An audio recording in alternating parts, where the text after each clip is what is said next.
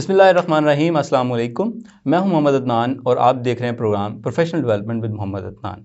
नाज़रीन, इस प्रोग्राम में हम बात करते हैं अपने प्रोफेशनल लाइफ के उन एस्पेक्ट्स की जो कि हमारी प्रोफेशनल लाइफ से ज़्यादा रेलेवेंट हैं। आज के प्रोग्राम में हम बात करेंगे गोल सेटिंग्स के ऊपर कि पेशेवराना ज़िंदगी में मकासद का तयन कितना ज़रूरी है। हमेशा की तरह आज के प्रोग्राम में भी हमारे साथ एक गेस्ट मौजूद हैं। मैं अपने गेस्ट का आपसे तारुफ़ करवाता चलूँ। आज के प्रोग्राम में हमारे साथ गेस्ट हैं जनाब मेहताब हमीद साहब। मेहताब हमीद साहब कॉर्पोरेट ट्रेनर हैं, परफॉर्मेंस कोच हैं और यूथ एक्टिविस्ट हैं। हम आपको अपने प्रोग्राम में खुशामदीद कहते हैं। मेहताब हमीद साहब, कैसे हैं आप? जी, thank you Adnan for having me. अल्हम्दुलिल्लाह, ज़बरदस्त, बेहतरीन। मेहताब हमीद साहब, हमारे नाजरीन के साथ आज आप शेयर करेंगे गोल सेटिंग्स के हवाले से। मैं अपने नाजरीन को बताता चलूँ कि आपकी गोल सेटिंग्स के हवाले से आप ट्रेनिंग्स भी करवाते हैं और आपकी मुख्तलिफ कोचिंग सेशंस भी होते हैं इस हवाले से। तो सबसे पहले ये बताइए कि गोल सेटिंग्स इंसानी ज़िंदगी में क्यों ज़रूरी हैं? देखें, कोई भी काम है जब आपने उसका आगाज़ करना है तो आपके पास अल्टीमेट एक बिगर पिक्चर होनी चाहिए कि आप उस गोल से, उस काम से क्या हासिल करना चाहते हैं, आपका ऑब्जेक्टिव क्या है। सो ऑब्जेक्टिव अगर आप तय नहीं करते तो डेफिनेटली आपकी एनर्जी ड्रेन होती है, आप डाइवर्ट होते हैं, आपकी माइंड की एनर्जी ड्रेन होती है, बिकॉज इंसान जो है बेसिकली इमोशनल मशीन है। सो इमोशन आपको कैप्चर कर लेते हैं। सो आप एक रास्ते पे जा रहे हैं, एक रोड पे चल रहे हैं और अचानक से आप कहीं और मुड़ जाते हैं। सो गोल सेटिंग की इंपॉर्टेंस लाइफ में इसलिए ज़रूरी है कि जो आपकी एनर्जी है, जो आपके रिसोर्सेज हैं, वो ज़ाया ना हो और आप अपने रोड मैप पे कंटिन्यूली चलते रहें। अदरवाइज इमोशन जो है वो आपको हाईजैक कर लेते हैं। सो इस पॉइंट ऑफ व्यू से आपकी पर्सनल लाइफ में, आपकी प्रोफेशनल लाइफ में, दोनों में गोल सेटिंग की इंपॉर्टेंस बहुत ज़रूरी है। जब आप अपनी किसी भी प्रोजेक्ट की प्लानिंग करते हैं तो आप उसके लिए कुछ गोल्स डिफाइन करते हैं कि आप कितने टाइम में इससे क्या आउटकम चाह रहे हैं, आपके ऑब्जेक्टिव्स क्या हैं। इसी तरह पर्सनल लाइफ की बात करें तो आपका एक बिगर पिक्चर होती है, आप एक विजन बनाते हैं। उस विजन तक जाने के लिए आपको कुछ स्टेप्स उठाने हैं। वो जितने भी बेबी स्टेप हैं वो बेसिकली आपके गोल सेटिंग से अचीव होते हैं और आप बिट बाय बिट उसको अचीव करते जाते हैं। और अगर आप ना करें तो वो बड़ी बिगर पिक्चर को देख के आपको कभी डिमोटिवेशन होती है, कभी आपको फील होता है कि मैं कैसे वहाँ तक पहुँचूँगा, कभी आपके इमोशंस आपको ड्रैग करते हैं, कभी इन्वायरमेंट आपको ड्रैग करता है। सो गोल सेटिंग आपकी माइंड को फोकस रहने में मदद देता है, आपकी एनर्जीज ड्रेन नहीं होते, आपके रिसोर्सेज ज़ाया नहीं होते। जी, अच्छा, इसके बाद ये बताइए कि गोल सेटिंग करते वक्त किन बातों का ख्याल रखना चाहिए? अच्छा, देखिए, गोल सेटिंग के लिए आपने गोल सेटिंग को पहले स्टडी करना है, गोल सेटिंग होती क्या है।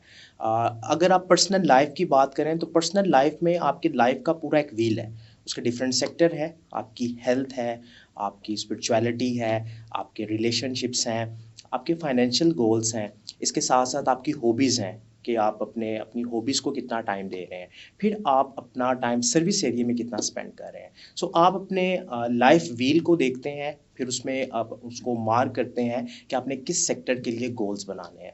ये तो पहला अवेयरनेस का लेवल है, आप पहले स्टेप पे अपने लाइफ व्हील को एनालाइज करते हैं। अच्छा, जब आप लाइफ व्हील को एनालाइज करते हैं तो उसमें आपने देखना है कि कौन सा मेरा लाइफ का जो सेक्टर है वो वीक जा रहा है। समटाइम इंसान फाइनेंशियल तो बहुत स्ट्रांग हो रहा होता है बट हेल्थ का सेक्टर वीक जा रहा होता है। सम टाइम हेल्थ भी ठीक होती है, रिलेशनशिप्स में प्रॉब्लम आ रही होती है, रिलेशन में कन्फ्लिक्ट्स आ रहे होते हैं, इमोशनल लाइफ बड़ी इम्बैलेंस होती है, मेंटल हेल्थ जो है वो आपकी अफेक्ट हो रही होती है। तो आपने गोल सेटिंग करते हुए आपने लाइफ व्हील को देखना है। ये है पर्सनल लाइफ के लिए जो आपके पर्सनल गोल है। अगर प्रोफेशनल लाइफ की बात करें तो डिपेंड करता है कि आप किस ऑर्गेनाइजेशन में काम कर रहे हैं, आप कोई बिजनेस ओनर हैं, बिजनेस रन कर रहे हैं तो आपके उसके मुताबिक कुछ गोल्स होंगे, कुछ फाइनेंशियल गोल होंगे, कुछ आपकी पोजीशन के पॉइंट ऑफ व्यू से होंगे, कुछ आपके उस बिज़नेस की क्रेडिबिलिटी के पॉइंट ऑफ व्यू से होंगे, कुछ आपके प्रोडक्ट के पॉइंट ऑफ व्यू से हो सकते हैं।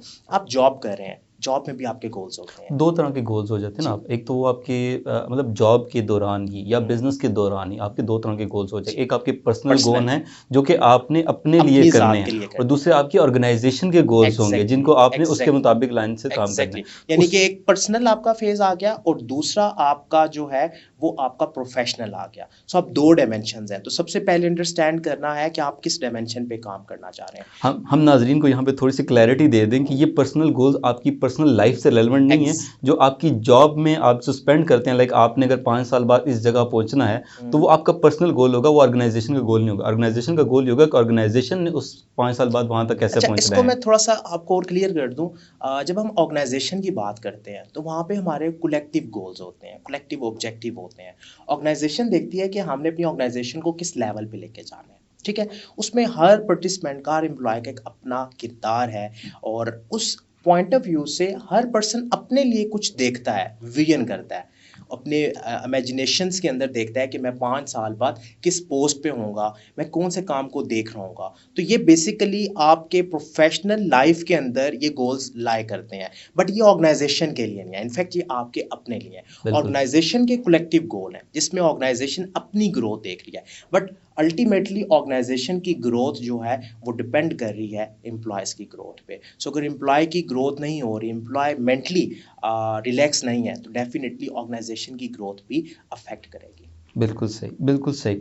अच्छा, ये बताइएगा कि अगर हम दोनों तरह से बात करें, ऑर्गेनाइजेशन लेवल पे भी और पर्सनल लेवल के ऊपर भी, तो किन खास बातों का ख्याल हमें रखना चाहिए गोल्स बनाते वक्त? देखिए, सबसे पहले आप अगर पर्सनल लाइफ की बात करते हैं, प्रोफेशनल लाइफ की बात करते हैं, तो कुछ गोल्स कॉमन हैं। अगर वो अफेक्ट होते हैं तो डेफिनेटली आपकी दोनों साइड्स अफेक्ट होती हैं। उसमें पहला है हेल्थ, हाँ, वो आपने दूसरा है पहले आपका ज़िक्र किया उसका। रिलेशनशिप का। बिल्कुल सही। बिकॉज अगर आपकी हेल्थ ठीक नहीं है तो आप अपनी पर्सनल लाइफ में भी परफॉर्म नहीं कर पाएंगे, आप ऑर्गेनाइजेशन में भी परफॉर्म नहीं कर पाएंगे, और ऑर्गेनाइजेशन हेल्दी लोगों को लेती है। सेकंड, आपके रिलेशनशिप, बिकॉज रिलेशनशिप से आपकी मेंटल हेल्थ अटैच है, आपके इमोशंस अटैच है। अगर आपके रिलेशनशिप्स में प्रॉब्लम्स आ रही हैं, आप रिलेशनशिप में बहुत वीक जा रहे हैं, तो डेफिनेटली आपकी पर्सनल लाइफ भी अफेक्ट हो रही है। और ऑर्गेनाइजेशन लाइक जब मैं as a performance coach different organizations में जाता हूँ, एग्जीक्यूटिव की कोचिंग्स तब करवाई जाती है जब वो मेंटली प्रॉब्लम में होते हैं, जब उनकी मेंटल हेल्थ के प्रॉब्लम होती हैं, और ऑर्गेनाइजेशन फील कर रही होती है कि एक ही पर्सन उस तरह से परफॉर्म नहीं कर पा रहा, जिसकी वजह से पूरी ऑर्गेनाइजेशन की परफॉर्मेंस अफेक्ट होती है। सो हम वहाँ पे परफॉर्मेंस कोचिंग करते हैं। उस कोचिंग के दौरान हम उनको बार बार इस तरफ लेके आते हैं कि जो आपके गोल्स हैं आप उनसे डाइवर्ट हो रहे हैं। जैसे मैंने स्टार्ट में कहा था कि आप अपने रोड पे चल रहे हैं, अपनी लाइफ के रोड पे जर्नी के लिए चल रहे हैं, तो इमोशन आपको ड्रैग करेंगे, इमोशन आपको उस रोड से बार बार हटाएंगे, और फिर आप अपने मुकाम पर नहीं पहुंच पाएंगे। तो ये दो गोल बड़े इंपॉर्टेंट हैं, एक आपका हेल्थ सेक्टर और दूसरा आपका रिलेशनशिप का सेक्टर। फिर इसके बाद आता है स्पिरिचुअलिटी का। स्पिरिचुअलिटी के लिए भी आपने अपने ऊपर काम करना है, क्योंकि इंसान की बॉडी जो है ना, उसकी रूह से ड्राइव हो रही है। सो रूह के लिए आप कितना काम कर रहे हैं, आप अपनी रूह को प्रॉपर डाइट दे रहे हैं या नहीं दे रहे, आप सेरेनिटी में जाते हैं नहीं जाते, आप डेली अपने आप को कितना वक्त देते हैं। बहुत से लोग दुनिया के कामों में इतने मसरूफ़ हैं कि वो अपने आप को टाइम नहीं दे पाते। लाइक कल मैं एक जगह पे सेशन कर रहा था, और एक बहुत बड़ी सेलिब्रिटी थी, उन्हें मैंने कहा सर अपनी ज़िंदगी का मुझे एक्सट्रैक्ट बता दें 3 लाइनों में। तो उन्होंने सबसे पहले कहा साइलेंट, कि आप दुनिया के शोर से हटें, साइलेंट मोड में। सेकंड, आप ऑब्जर्व करें, और थर्ड उसके बाद आप स्ट्रगल करें। यानी पहले आप साइलेंट मोड पे जाएं, यानी अपने आप को परखें, अपने आप को वक्त दें, आप एनालाइज करें कि आप ज़िंदगी में कहाँ जा रहे हैं, आपकी लाइफ के कौन कौन से सेक्टर इस वक्त कहाँ खड़े हुए हैं, नंबर दें आउट ऑफ 10 कि आपके किस सेक्टर में कितने नंबर हैं। तो इसके मुताबिक फिर आपके गोल्स बनते हैं। फिर इसके मुताबिक लाइक कि मुझे अगर लगता है कि मेरी हेल्थ ठीक है, मेरा रिलेशनशिप ठीक जा रहा है, मेरा सर्विस एरिया वीक जा रहा है, मैं सब कुछ कमा तो रहा हूँ, बट मैं कम्युनिटी के लिए क्या सर्व कर रहा हूँ, मेरे बाद कम्युनिटी के लिए क्या होगा, मेरी तरफ से मेरी कंट्रीब्यूशन क्या है। तो मुझे फिर उसके लिए गोल बनाने होंगे कि मैंने वीक में से कितना टाइम सर्व करना है, मैंने कितना टाइम अपना टाइम फ्री कम्युनिटी के लिए सर्व करना है, मैं अपने कितने रिसोर्सेज यूज़ कर सकता हूँ। सो आप जब एनालाइज करते हैं तो आपकी चीज़ें क्लियर होना शुरू होती हैं। तो गोल सेटिंग के लिए दुनिया आज 4th जनरेशन में शिफ्ट हो चुकी है। गोल सेटिंग के लिए सबसे इंपॉर्टेंट पॉइंट है अवेयरनेस। तो सबसे पहले आपने अपने अवेयरनेस लेवल पे जाना है, अपने आप को बार बार देखना है, परखना है, तो आपको आइडिया हो जाएगा कि किस सेक्टर में आप वीक जा रहे हैं, किस सेक्टर के लिए आपको गोल सेट करने हैं, या ऑलरेडी गोल सेट है वो डिजायर आउटकम नहीं आ रही। अच्छा, एक तो आ गया कि गोल सेटिंग होगी, सेकंड है गोल सेटिंग पेपर वर्क कर लिया, बट बहुत से लोग कहते हैं सर पेपर वर्क हो गया, जब हम एग्जीक्यूट करते हैं तो वो रिजल्ट्स नहीं आते। तो इसकी अदनान भाई सबसे बड़ी रीजन आपको पता है क्या है? इमोशंस। देखिए, हम कंप्यूटर नहीं है, हम एक गोल की लिस्ट बना लेते हैं। अब अगर हमारी कैपेसिटी नहीं है, अच्छा, इसमें ये होता है कि अगर आपका माइंड, आपने कुछ लिखा, आपने लिख लिया कि आप ये इतने गोल अचीव करेंगे, ये आपके माइंड की बात है, बट आपकी बॉडी एक्सेप्ट नहीं कर रही। आपकी बॉडी के मसल्स हैं, लाइक आप जब जिम में जब फर्स्ट टाइम जाते हैं तो क्या होता है, जिम इंस्ट्रक्टर आपकी बॉडी, आपकी फिजिक के मुताबिक आप पे वेट डालता है। हम गोल सेटिंग में सम टाइम अपने ऊपर इतना बर्डन डाल देते हैं कि बर्निंग का प्रोसेस स्टार्ट हो जाता है, और बिल्कुल वो सही। गोल सेटिंग हमारे लिए स्ट्रेस का जरिया बन जाती है। बिल्कुल सही। नाज़रीन, हमें यहाँ पे लेना है यहाँ एक ब्रेक, और ब्रेक के बाद हम बात करेंगे, जो मेहताब साहब बात कर रहे हैं आपकी जी गोल सेटिंग से एग्जीक्यूशन पे, एग्जीक्यूशन पे हम फोकस करेंगे। और एक बड़ी खूबसूरत जो है वो गोल सेटिंग के हवाले से अप्रोच है स्मार्ट की। मतलब गोल्स जो हैं वो स्पेसिफिक होने चाहिए, मेजरेबल होने चाहिए, अटेनेबल होने चाहिए, रियलिस्टिक होने चाहिए, टाइम बाउंड होने चाहिए। ये जो एग्जीक्यूशन है उस पर हम उसके बाद बात करेंगे।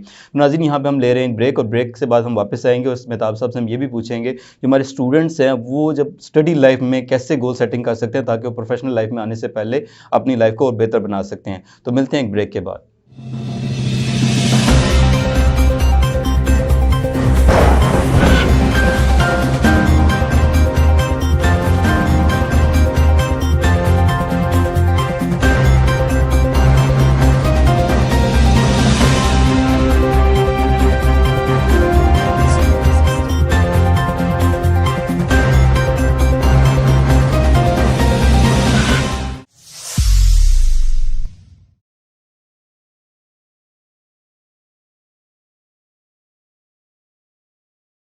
वेलकम बैक नाजरीन। हाँ, आज के प्रोग्राम में हम बात कर रहे हैं गोल सेटिंग्स के ऊपर, और आज हमारे गेस्ट हैं मेहताब हमीद साहब। ब्रेक पे जाने से पहले हम बात कर रहे थे एग्जीक्यूशन की। हम लोग गोल्स तो बना लेते हैं, बड़े बड़े ज़्यादा गोल्स, इतने बड़े बड़े गोल्स होते हैं कि उनको अचीव करना मुश्किल हो जाता है। तो मेहताब साहब ब्रेक पे जाने से पहले बात कर रहे थे कि एग्जीक्यूट हम कैसे कर सकते हैं उन गोल्स को। जी मेहताब साहब बताइएगा कि जो मैंने ब्रेक पे जाने से पहले बात की एग्जीक्यूशन के हवाले से, हमारे पास एक बड़ी खूबसूरत अप्रोच है, अब मुझे वो नाम नहीं पता कि इन्होंने ये बनाई थी, स्मार्ट के हवाले से। हमारे गोल्स जो हैं वो स्पेसिफिक होने चाहिए, मेजरेबल होने चाहिए, अटेनेबल होने चाहिए, रियलिस्टिक होने चाहिए और टाइम बाउंड होने चाहिए। तो इस अप्रोच के बारे में आप क्या कहते हैं एग्जीक्यूशन के हवाले से? देखिए, मैं माइंड के ऊपर बहुत ज़्यादा काम करता हूँ। अच्छा, मैं इस रिज़ल्ट पे पहुँचा हूँ कि स्मार्ट से ज़्यादा स्मार्टर की अप्रोच होनी चाहिए। Y smarter? बिकॉज हम जब गोल सेटिंग करते हैं, हम स्क्रिप्ट बनाते हैं, हम गोल्स लिख लेते हैं, वो एग्जीक्यूट क्यों नहीं होते? इंसान इमोशनल मशीन है, कंप्यूटर नहीं है, ये बात ज़हन में रखनी है। हम जब गोल बनाते हैं तो हम अपनी कैपेसिटी से ज़्यादा लिख लेते हैं, ठीक है। जैसे मैंने स्टार्ट में कहा था कि हम लोग जब जिम में जाते हैं फर्स्ट टाइम, तो जिम इंस्ट्रक्टर हमारी कैपेसिटी मसल्स के मुताबिक हमें काम देता है। सिमिलरली गोल बनाते हुए हमने अपनी कैपेसिटी को मद्देनज़र रखना है। तो स्मार्टर जो है उसमें ER की एडिशन है, इमोशंस। आपने इमोशंस का ख्याल रखना है। फॉर एग्जाम्पल, मैंने कोई गोल बनाए और बारिश का मौसम है, मैं कहूँगा कि चलें 7 पकौड़े खाएं। अब मेरी डाइवर्जन होगी, इमोशन मुझे ड्राइव करके कहीं और ले गया। आपके गोल सेटिंग के एग्जीक्यूशन में इमोशन बहुत ज़्यादा आपको चैलेंजिंग सिचुएशन देता है। तो आपने देखना है कि आपका इमोशंस पे कितना कंट्रोल है। अगर आपका इमोशंस पे कंट्रोल नहीं है तो फिर गोल सेटिंग की अप्रोच आपके लिए टफ हो जाएगी। फिर आपने वन टाइम एक ही चीज़ को लेके चलना होगा और आपने छोटे छोटे स्टेप्स लेने होंगे। फिर आपकी गोल सेटिंग की जो रिटन अप्रोच है वो डिफ़िकल्ट हो जाएगी। जिन लोगों के इमोशन पे कंट्रोल होता है, आप रिसर्च बताती है कि जो इमोशनल स्ट्रांग होते हैं लोग, वो गोल सेटिंग की अप्रोच में जो गोल्स लिखते हैं वो अचीव भी कर लेते हैं। जबकि बहुत से लोग एग्जीक्यूशन में जाके प्रॉब्लम का शिकार हो जाते हैं, चैलेंजिंग हो जाता है। तो इसमें हमने ये देखना है, इमोशन को मद्देनज़र रखना है। उसके बाद आपके गोल स्पेसिफिक होने चाहिए। कैसे स्पेसिफिक होने चाहिए? एक पर्सन कहता है मैं अमीर होना चाहता हूँ। अमीर की डेफिनेशन क्या है? आप फाइनेंशियली, आप फिजिकली, आप रिलेशनशिप, किस पर्सपेक्टिव में अमीर होना चाह रहे हैं, तो आपने क्लियर मैसेज देना है। ये जो आपका दिमाग है ना, बहुत ही पावरफुल मशीन है, इसके अंदर इससे फ्रीक्वेंसी क्रिएट हो रही है। लेट्स सपोज कि मैंने 99 रेडियो की ट्रांसमिशन सुननी है, तो मुझे अपने रेडियो सेट पे, अपने रिसीवर पे 99 फ्रीक्वेंसी को ट्यून करना पड़ेगा। ये मुमकिन नहीं है कि मैं रेडियो पे 98 ट्यून करूं और उम्मीद करूं कि 99 की ट्रांसमिशन मुझे मिलेगी। सिमिलरली, जब आप कोई भी मैसेज यूनिवर्स को देते हैं तो आपके माइंड से खास फ्रीक्वेंसी क्रिएट होती है। वो फ्रीक्वेंसी पूरे यूनिवर्स में फैल जाती है और वो अपना रिसीवर ढूंढती है। अगर मैसेज ही वेग है तो उसको कुछ नहीं मिलेगा। लाइक मैं कहता हूँ मैंने कार लेनी है, देयर आर मेनी ब्रांड्स। आपने किस ब्रांड की कार लेनी है, उसका कलर क्या होगा, मॉडल क्या होगा, स्पेसिफिकेशन क्या होंगी, रजिस्ट्रेशन किस सिटी की होगी। तो ये सारी चीज़ें जितनी स्पेसिफिक होती जाएंगी, आपके गोल उतने ही रियलिटी के करीब होते जाएंगे। और फिर टाइम बाउंड आपके माइंड को फिक्स कर देता है। जैसे जब यूनिवर्सिटी में स्टूडेंट्स होते हैं और उनके माइंड पे होता है कि उन्होंने सेमेस्टर के अख्ताम पे पेपर देने हैं, एग्जाम देना है, अगर ये ना हो, लेट्स सपोज एग्जाम सिस्टम निकाल दिया जाए, तो क्या होगा, आप बताएं। कोई सही तरीके से पढ़ेगा नहीं। यस, तो टाइम बाउंडनेस बड़ी इंपॉर्टेंट चीज़ है। लाइक देखें, अल्लाह ताला ने दिन में 5 वक्त नमाज फ़र्ज की। पहली नमाज फजर की नमाज है। अगर वो फजर के टाइम स्लॉट से निकल जाए टाइम, तो आप फजर की नमाज नहीं पढ़ सकते, कज़ा करके पढ़ेंगे। क्या वजह है कि अल्लाह ताला ने इंसान के इमोशंस को एक पैटर्न पे करने के लिए एक सिस्टम दे दिया, ताकि इंसान के इमोशन कंट्रोल में रहें और वो कंट्रोल से टाइम स्पेसिफिक हो जाए, टाइम बाउंड हो जाए।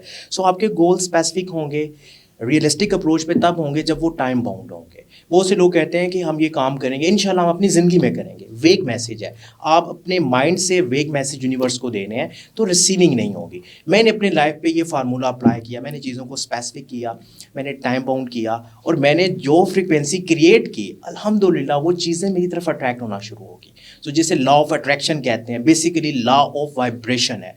दुनिया के अंदर, यूनिवर्स के अंदर हर चीज़, हर एटम वाइब्रेट कर रहा है, उसकी एक फ्रीक्वेंसी है। सिमिलरली हमारी थॉट जब हमारे माइंड पे स्ट्राइक करती है, तो हमारे माइंड से भी एक फ्रीक्वेंसी क्रिएट होती है।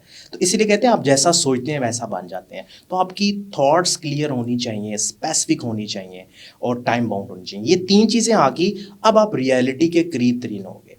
फिर उसके बाद आपको इमोशन की अवेयरनेस है, आपका इमोशन पे कंट्रोल है, रिजल्ट्स आपके पास आना शुरू हो जाएंगे। यानी कि हम अल्टीमेटली ये कह सकते हैं कि हमने गोल सेटिंग के लिए अपने इमोशंस पे पहले काम करना है।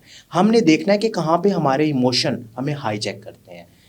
तो इसके लिए आपको साइलेंट मोड पे जाना पड़ेगा, अपने आप को परखना पड़ेगा। सो वीकली, मंथली, डेली बेस पे देखें कि कौन से आपके इमोशंस थे जिन्होंने आपका वक्त ज़ाया करवाया, जिन्होंने आपको आपकी ज़िंदगी की उस जर्नी से हटा दिया, ड्रैग कर दिया ना। आपके रिसोर्सेज भी ज़ाया होते हैं, फिर उस पर इनर्जीज भी ज़ाया होती हैं, आपकी कमिटमेंट्स जो हैं पूरी नहीं होती, और लोग कहते हैं कि ये वक्त पे काम नहीं करता। सो इस सारी चीज़ से बचना है, अवेयरनेस के लेवल पे आए और अपने इमोशंस को कंट्रोल करें। सही, जो आपने बात की इस हवाले से इमोशंस पे, इमोशंस को थोड़ा सा और एक्सप्लेन कीजिएगा कि गोल सेटिंग्स करते वक्त, मतलब एक लॉन्ग टर्म गोल आप बनाते हैं, तो उस वक्त आपको किन बातों का ख्याल रखना चाहिए, स्पेशली इमोशंस के हवाले से। लाइक मैं ये कहूँगा कि 5 साल बाद जो है मैं एक बड़े लेवल पे एंकर पर्सन बन जाऊँगा, तो उस वक्त फिर 5 साल के ड्यूरेशन में इमोशंस कहाँ स्टैंड करेंगे? देखिए, 5 साल के लिए आपने एक प्लानिंग बनाई, अब ये लॉन्ग टर्म गोल है। अच्छा, इसके शॉर्ट टर्म गोल आएंगे, आप इसको डिवाइड करेंगे। अच्छा, 5 साल का साल का एक आपका बन जाएगा, स्लॉट बन जाएगा। हर साल में आपने कितने % अटेन करना है। अच्छा, अब पहले साल जब आपने एग्जीक्यूशन की, तो आपको रियलाइज़ होगा कि कुछ इमोशंस आए जिन्होंने आपको ड्रैग किया, जिसकी वजह से आप उतनी एग्जीक्यूशन नहीं कर सके। तो एनुअली बेस पे जब आप अपने आप को रिव्यू करेंगे, एनालाइज करेंगे, रिफ्लेक्ट करेंगे, तो आपको पता चल जाएगा कौन सा इमोशन आपको डिस्टर्ब कर रहा है। उस इमोशन को फिर आपने ट्रेस करना है, उसका ट्रिगिंग पॉइंट आपने ट्रेस करना। लाइक एंगर, मैं बात करता हूँ। अच्छा, एंगर, गुस्सा क्यों आता है? गुस्सा बेसिकली एक मेंटल स्टेट है जो हमारे कंट्रोल में है। अच्छा, गुस्से का कोई एक ऐसा इवेंट हमारे इर्द गिर्द होता है, जैसे ही वो ट्रिगर होता है, वो एंगर स्टेट हमारे माइंड में एक्टिव हो जाती है। इसी तरह लव है, इसी तरह जेलसी है। जितनी भी ये इमोशंस हैं, इनकी स्टेट माइंड में एक्टिव होती हैं, और एक्टिव आपके एनवायरनमेंट से होती है, आपके थॉट प्रोसेस से होती है। तो इंटरनली आपका थॉट प्रोसेस है, एक्सटर्नली आपका इन्वायरमेंट है। तो आप ट्रेस करें कि इन्वायरमेंट का कौन सा फैक्टर है जो इसे ट्रिगर करता है, आपके थॉट का कौन सा पैटर्न है, ट्रेन ऑफ कौन सी थॉट है जो इसको एक्टिव करती है। तो उसको आपने कॉन्शियस लेवल पे जाके परखना है। उसके बाद क्या होगा, आपको आइडेंटिफाई करने के बाद रियलाइज हो जाएगा कि ये चीज़ इसको एक्टिव करती है। सो नेक्स्ट टाइम आपने उस इन्वायरमेंट से, उस ट्रेन ऑफ थॉट से बचना है। ठीक है, ये नहीं हो सकता गुस्सा खत्म हो जाए। लाइक मुझे अभी भी गुस्सा आता है, ठीक है, लेकिन मैंने एनालाइज किया कि मुझे गुस्सा किन किन बातों पे आता है। मैं उस इन्वायरमेंट से, उस ट्रेन ऑफ थॉट से अब बचता हूँ, जिसकी वजह से क्या होता है, मोस्टली एंगर स्टेट एक्टिव नहीं होती। बट समटाइम हो जाती है, जब वो एनवायरनमेंट मिल जाता है तो फिर मैं उसको ट्रेस करता हूँ। सिमिलरली इमोशन आपने इस तरह ट्रेस करने हैं। 1 ईयर के बाद सेकेंड ईयर में आपकी इंप्रूवमेंट हो जाएगी, सेकेंड ईयर में आपकी अपने इमोशंस पे ग्रिप आना शुरू हो जाएगी।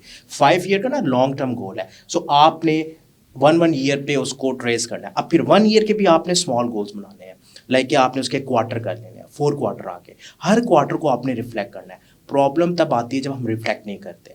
जब हम रिफ्लेक्ट नहीं करते तो क्या होता है, रिफ्लेक्ट नहीं करते तो हमें पता ही नहीं चलता कि क्या हो रहा है, कौन से इमोशन ने में हाईजैक किया हुआ है। लाइक कि मैं अपनी पर्सनैलिटी को अगर रिफ्लेक्ट नहीं करता तो बहुत सी मेरी ऐसे बैड बिहेवियर होंगे जो मुझे नहीं पता होंगे।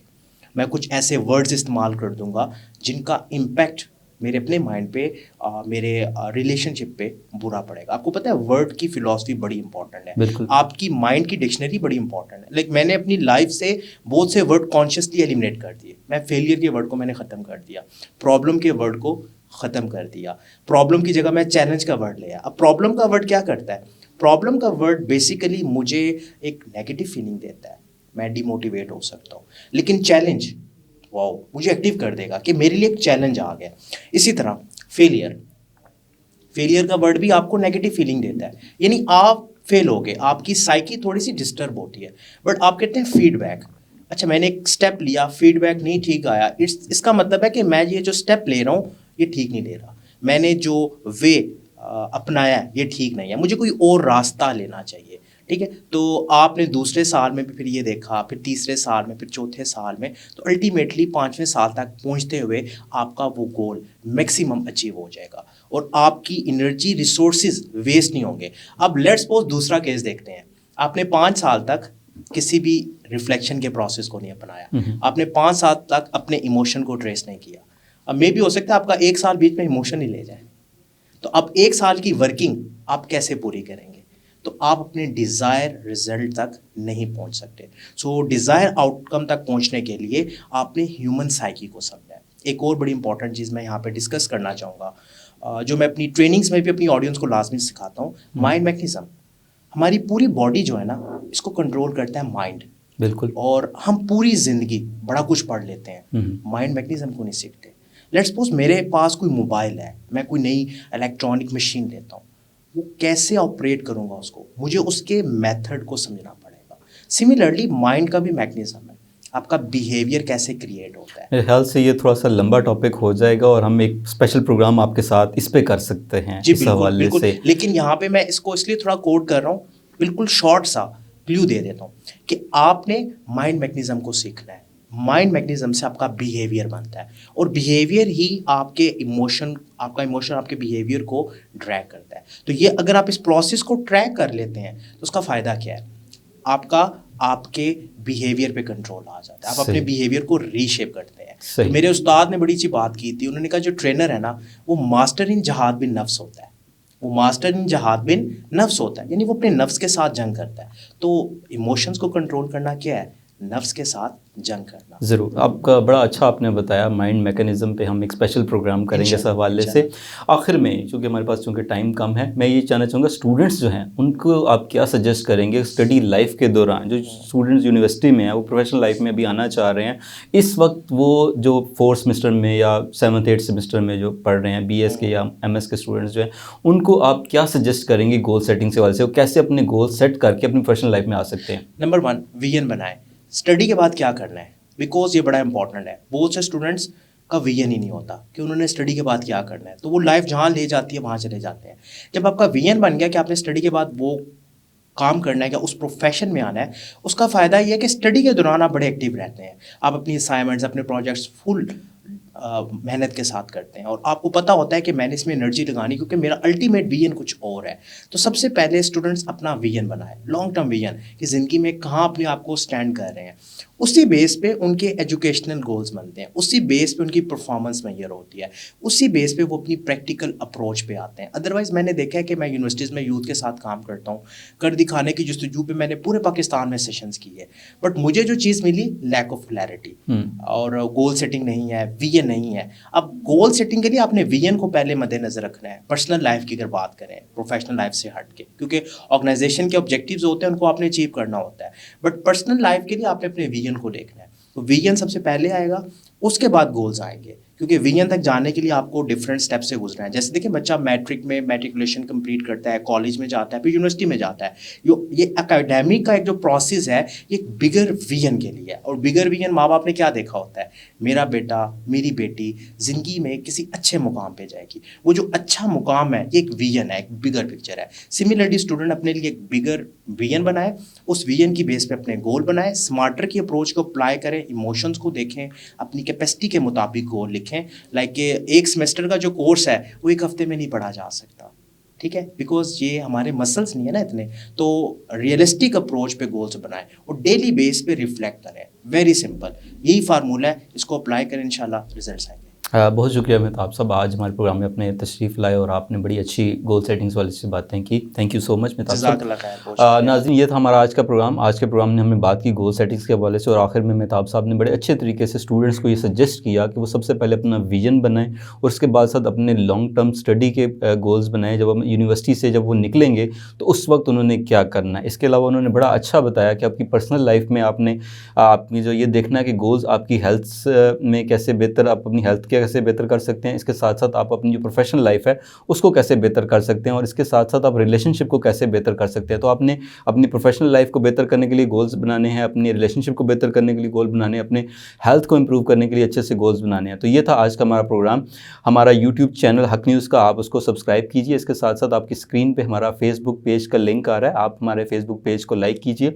ये वीडियो अगर आपको प्रोग्राम की अच्छी लगी हो तो आप इसको अपने दोस्तों के साथ ज़रूर शेयर कीजिएगा। आपसे इंशाल्लाह अगले प्रोग्राम में मुलाकात होगी। अपना ख्याल रखिएगा। अल्लाह हाफ़िज़।